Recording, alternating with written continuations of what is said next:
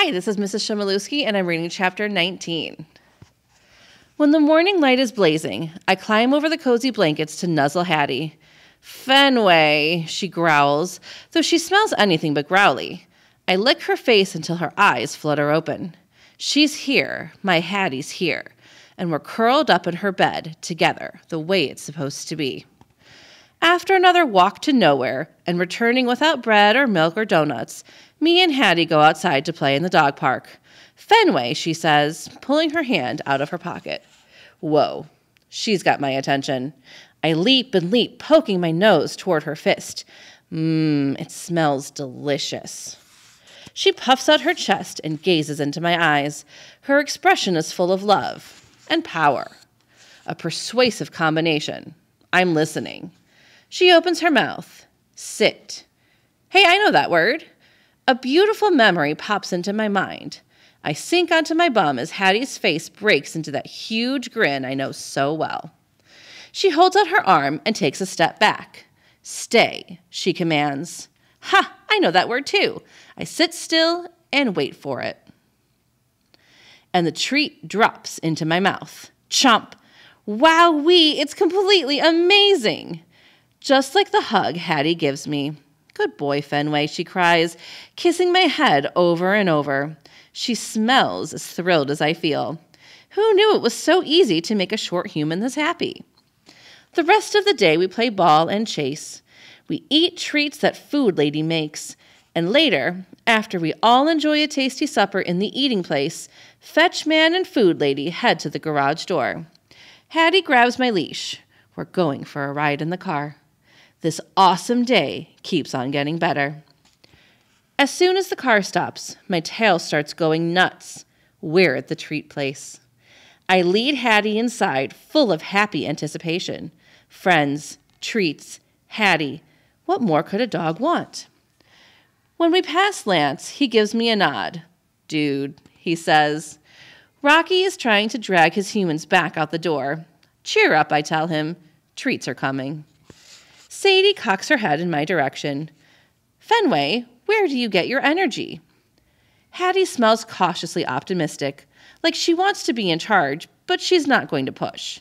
And her backpack is bulging with treats. I can hardly wait for the fun. When the one human enters, the others focus on her immediately, and the dogs are focused on their own humans, because of the treats. And after the one human finishes speaking, the only sound in the room is a chorus full of thumping tails. We are so ready. Cue the treats. Hattie puffs herself up, strong and tall. She holds out a fist. She points to the floor. Sit, she commands. I know this, I know this. I plop onto my bum and wait for it. The treat drops into my mouth. Chomp. How easy was that? Hattie's whole face grins. She smells as pumped as I feel. Stay, Hattie says, her voice even more confident than before. She takes a step back. Hey, I'm not going anywhere. Her hand tosses the treat and chomp. Oh yeah, that's tasty. Hattie's smile is so radiant, it makes me feel warm. We do the exact same thing over and over. Each time, Hattie's voice is stronger and more confident than ever.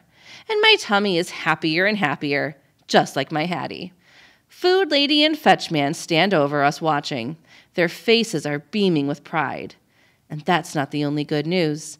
We have loads more fun when the one human comes over and shows me and Hattie how to play lots of other games. Hattie tells me, down, and I lie down. Leave it, and I ignore a toy. And best of all, come, and I rush into her sweet arms.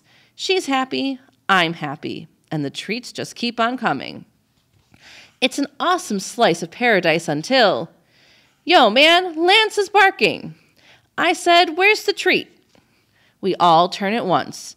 Lance is jumping on his human, who is flailing his arms and shouting, hey, get down, off.